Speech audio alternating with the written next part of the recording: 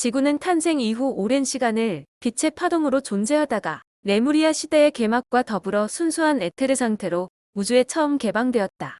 개방 이후 지구는 찾아오는 모든 존재들에게 지구 에너지를 체험할 수 있는 배움터로서 역할을 시작하였고, 특히 지구가 물질화된 이후에는 환생 제도를 통해 강도 높은 체험과 휴식이 번갈아 일어나는 학교로서 그 역할을 수행하여 왔다. 인간은 3차원 지구에서 오감을 통한 생생하고 강렬한 체험을 하고, 4차원 영계에서는 물질 세계에서 지친 마음을 추스르면서 휴식하고 재충전하는 시간을 가지게 된 것이다. 이렇게 물질 지구는 이곳을 찾는 모든 존재들에게 체험을 통한 배움의 장을 제공하였지만, 물질화 이후 인간에게 찾아온 망각 덕분에 사람들은 자신의 존재에 대한 감각을 잃어버린 채 세상을 살아왔다. 육체를 입은 많은 사람들은 자신이 어떤 존재인지, 여기 왜 와 있는지를 몰라 답답해하고 괴로워하였으며, 특히 물질 이외의 보다 근원적인 세상을 조금이라도 느끼는 사람들에게 그 답답함은 더욱 심하였다. 몸의 감각이 열린 사람들은 다양한 체험을 통해 4차원 세상을 감지하며 육체적 소멸의 두려움에서 어느 정도 벗어날 수 있었지만, 그 체험들이 반드시 보이지 않는 세상과 우주에 대한 올바른 이해로 연결되지는 않았다. 오히려 4차원의 영계와 카르마에 대하여 어설프게 이해한 사람들은 죽음 이후에 혹시 받게 될지도 모르는 상이나 벌에 연연하는 삶을 살기도 하였고, 소위 수행이라 불리는 행위에 크게 집착하기도 하였다. 일부 사람들은 깨달음이라고 불리는 특별한 에너지적 체험을 통해 인생의 진정한 의미에 대해 어느 정도 터득하기도 하였지만, 그들 역시 지구를 넘어선 우주적 사실들에 대해서는 전혀 알지 못하였다. 그들은 세상이 크게 하늘과 땅과 사람 즉 천지인으로 구성되는 것으로 생각하였지만, 그들이 인식한 땅은 3차원 물질 세계이고, 그들이 말하는 하늘은 4차원 영계를 지칭한 것에 불과하다. 이 장에서는 인간이 무엇인지, 인생의 진정한 의미가 무엇인지를 살펴본다. 이제까지 지구상에는 수많은 깨달은 존재들이 있었지만, 그들의 깨달음은 한계가 있었고, 그들 중 아무도 인간과 인생의 의미를 확실하게 밝히지 못했다. 그것은 지구가 과거에 대한 완전한 망각 속에서 체험을 하는 곳이었기 때문이다. 앞장에서 언급한 바와 같이 만약 사람들이 인생의 진정한 의미를 알고, 그리고 자신의 존재에 대해 기억하고 있는 상태에서 육체적 체험을 하였다면 배움의 효과는 크게 줄어들었을 것이다. 그런데 이제는 사람들이 기나긴 망각에서 깨어나서 자신이 누구인지를 자각하고, 그리고 자신이 걸어온 길을 되돌아볼 때가 되었다. 제3부에서 자세히 밝히는 바와 같이 지금까지와 같은 배움의 장으로서 지구의 역할은 끝이 났고, 또 지구에서 머물러 왔던 학생들은 이제 짐을 꾸려 자신에게 맞는 다른 별로 옮겨가야 할 때가 되었기 때문이다. 환생제도. 지구가 물질화된 레무리아 말기 이후 지구상 모든 존재들의 삶은 더 이상 연속적이지 못하였고, 인간은 끊임없이 환생을 반복하는 존재가 되었다. 지구는 그때 이후로 모든 존재들에게 3차원의 물질 세계와 4차원의 영계를 왕복하며 배움을 얻을 수 있는 엄격한 배움터로서의 역할을 하게 되었던 것이다. 우주에서 지구로 새로 진입하는 모든 존재들은 물론, 물질 세계에서 죽음을 맞이하는 모든 존재들은 일단 영계로 들어가고, 거기서 다양한 준비를 거쳐 다시 물질 세계로 환생하는 제도가 정착된 것이다. 그런데 영계는 물질 세계에서의 힘든 체험 뒤 편안히 휴식을 할 수 있는 곳이기도 하지만, 그 외에도 아주 다양한 활동들이 이루어지는 곳이다. 이제까지 사람들은 영계의 존재를 아예 모르거나 안다고 해도 부정확하고 극히 단편적인 지식만을 가지고 있었다. 어떤 사람들은 영계를 극락이나 천국 혹은 하느님과 천사들이 머물고 있는 하늘나라로 상상하기도 하고, 희뿌연 유령들이 소리 없이 배회하는 세상, 혹은 뭔가 어두침침하고 암울한 세상으로 생각하기도 한다.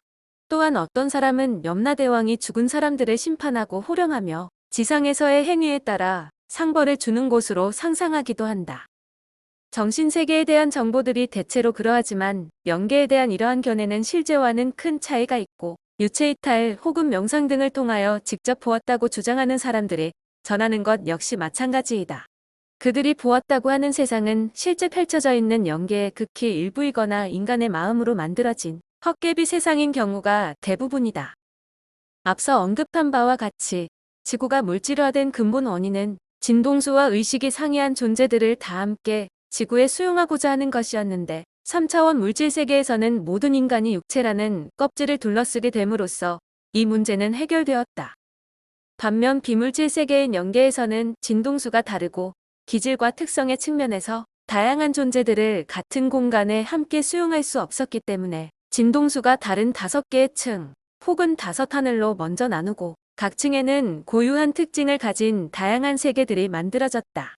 일부 고차원 존재들의 경우 자신의 선택에 따라 영계에서 머무르는 곳이 결정되지만 다른 모든 존재들은 물질 지구에서의 체험이 끝나면 자신의 고유 진동수와 인연에 따라 그리고 자신의 특성에 맞는 사후 세계로 인도되어 다음 환생시까지 머무르게 되었다.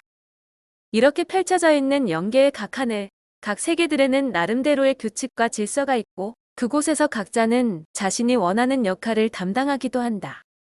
예를 들어 흔히 저승사자라고 불리는 역할, 즉 육체적 죽음을 맞이한 자를 영계로 인도하거나 영계에서 물질 세상으로 다시 내려보내는 역할을 하는 존재도 있고 육체를 방금 벗은 존재들로 하여금 지상에서의 삶을 반추하게 하면서 의식 성장을 유도하는 상담사 역할도 있으며 다음 생의 설계를 도와주는 인생 설계자의 역할도 있다.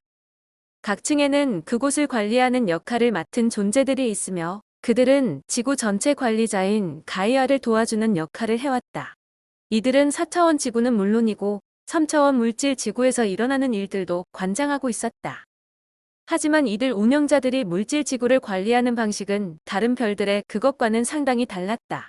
대다수의 별에서는 거주하는 존재들 상호 간의 토의를 거쳐 일단 결정된 사항들은 관리자들에 의하여 그대로 시행되지만 모든 존재들을 받아들여 스스로 체험하게끔 운영되어 온 물질 지구의 경우 특수한 성격으로 인하여 관리는 간접적으로 그리고 보다 은밀하게 진행되어 왔다. 물질 지구는 모든 것이 허용되는 체험의 장으로서 운영되어 왔고 따라서 물질 세계가 어떤 방향으로 흘러가는 그것은 환생한 존재들의 집단적 자유의지에 의하여 결정되어 왔으며 인간 세상에 대한 가이아의 개입은 최소한의 범위에 머물렀다. 하지만 지구의 흐름이 극히 바람직하지 못한 방향으로 흘러가고 있다고 생각되는 경우, 다시 말해 체험을 통한 스스로의 배움이 제대로 일어나지 못하는 상황이 전개될 때 영계에 머무르는 프로젝트 사명자들로 하여금 특정 역할을 맡아 환생하게 함으로써 물질 세계의 흐름을 바로잡도록 시도하였다. 이 경우에도 환생한 존재들의 자유의지가 우선시되는 물질지구의 특성상보다 적극적인 개입은 시도되지 않았으며 또한 지구관리자 가이아의 의도나 환생한 프로젝트 사명자들이 본래 계획한 대로 일이 진행되는 것만도 아니었다. 예를 들어 환생한 지구인들이 자꾸만 물질에만 빠져들어가고 자신의 근원을 잊어가는 사태를 우려하여 가이아 운영자들은 프로젝트 사명자들을 수시로 영적 스승들로서 환생시켜 물질세계로 보내었다.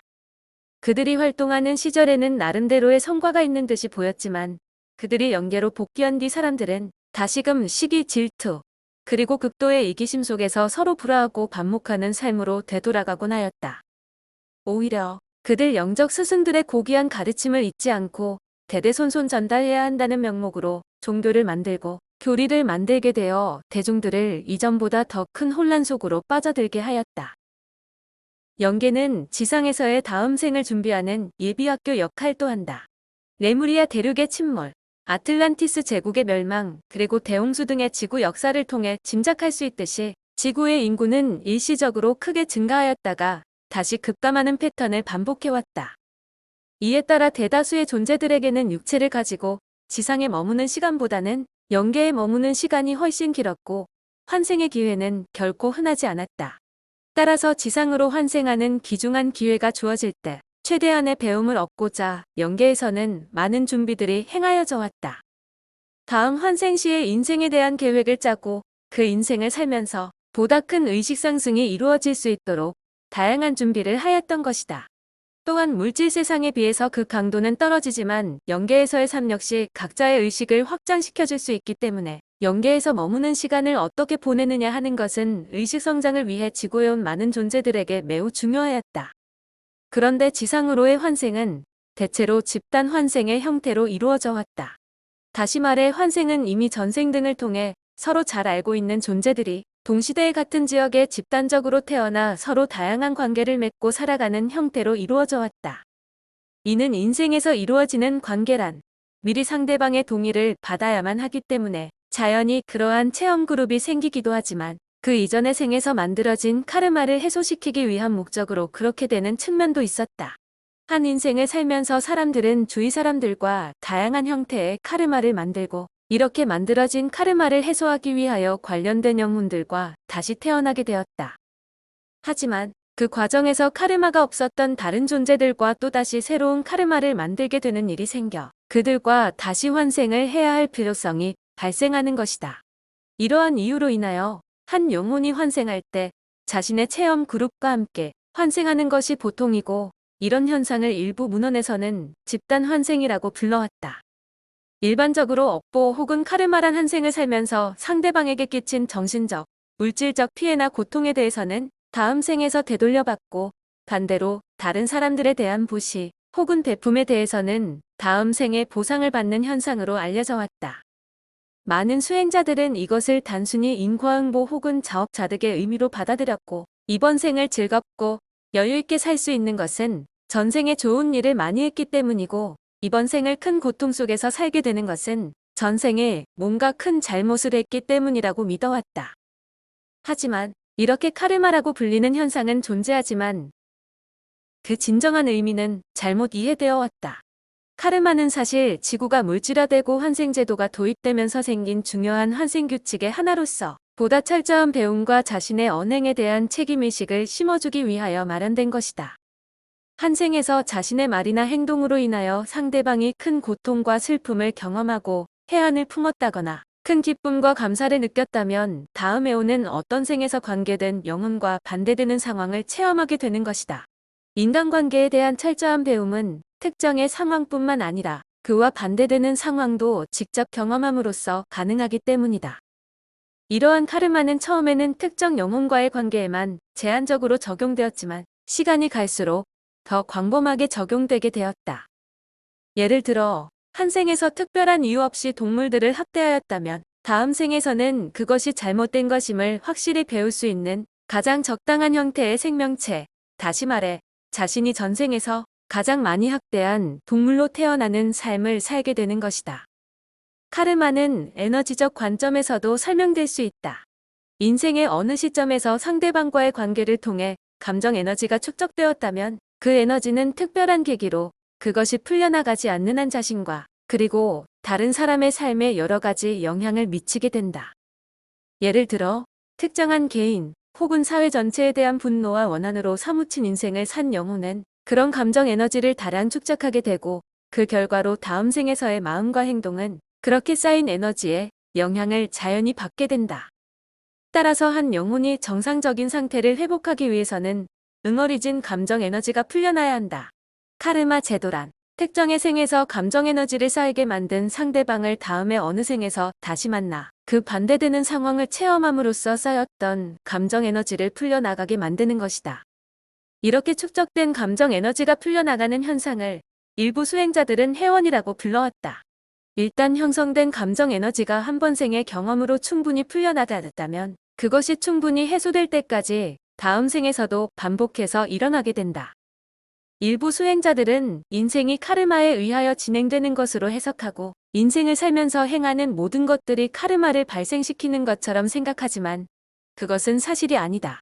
사람들의 인생에는 개인적 체험의 차원을 넘어선 특별한 사회적 역할이 주어지기도 하고 또 그 역할을 하는 과정에서 많은 사람들에게 큰 고통을 안겨주는 결과가 초래되기도 한다. 예를 들어 히틀러나 스탈린은 그들의 활동 당시 수천만 명의 사람들에게 말할 수 없는 고통을 안겨주었지만 이것은 자신이 맡은 역할을 하는 과정에서 불가피하게 일어나는 것이고 따라서 이런 경우 카르마 제도는 적용되지 않는다.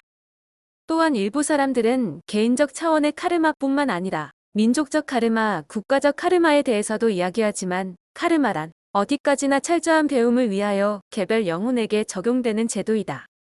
이렇게 볼 때 인간을 비롯한 지구상의 모든 존재들은 스스로 배우는 학습 프로그램, 즉 영계에서 미리 예습을 한 뒤 환생 규칙을 따라 물질 세상으로 나와서 다양한 체험을 하고 그리고는 다시 영계로 돌아오는 프로그램을 이수하고 있는 학생들이다.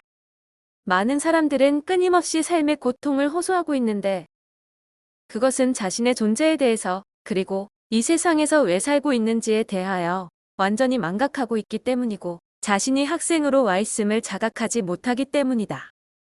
그러한 사람들의 경우 환생에 대한 확실한 인식만으로도 인생은 크게 달라지게 되고 인생의 고통은 크게 줄어들지만 지금까지는 그러한 자각이 자신의 배움을 방해하기 때문에 특별한 경우가 아니면 허용되지 않았던 것이다. 다시 말해 지구는 희로애락의 다양한 감정들을 강렬하게 체험하면서 배움을 이루어 나가는 곳이기 때문에 학업을 완전히 끝마치기 전까지는 자신이 학생이라는 확실한 깨달음은 허용되지 않았다. 모든 것을 기억하는 존재. 어릴 적에 개에 물려 심하게 고생을 한 적이 있는 사람은 평생 개를 무서워하게 되고 익사 직전에 구조된 사람은 물에 대한 두려움에서 쉽게 벗어나지 못한다. 깊이 사랑하는 부부 사이에서 태어난 사람은 성장하여 사람들에 대하여 긍정적인 태도를 가지지만 반대로 서로 불신하는 부부 사이에서 성장한 아이는 사람들을 신뢰하지 못하고 특히 이성에 대한 강한 불신을 갖게 된다. 월남전 참전용사들 중에는 전투 당시의 상황이 악몽으로 되살아나 오랫동안 불면증이나 정신질환으로 고통을 받는 경우가 흔하고 대형 참사의 생존자들은 한동안 불안과 공포에서 벗어나지 못한다. 이렇게 과거의 기억들이 사람들에게 정신적으로 큰 영향을 미친다는 것은 대다수의 사람들이 잘 알고 있는 사실이다. 이러한 과거의 기억은 정신적인 측면뿐만 아니라 인체에 직접적인 영향을 미치기도 한다. 예를 들어 어릴 적에 썩은 복숭아를 먹고 크게 고생한 사람은 평생을 복숭아 알레르기로 고생하게 된다.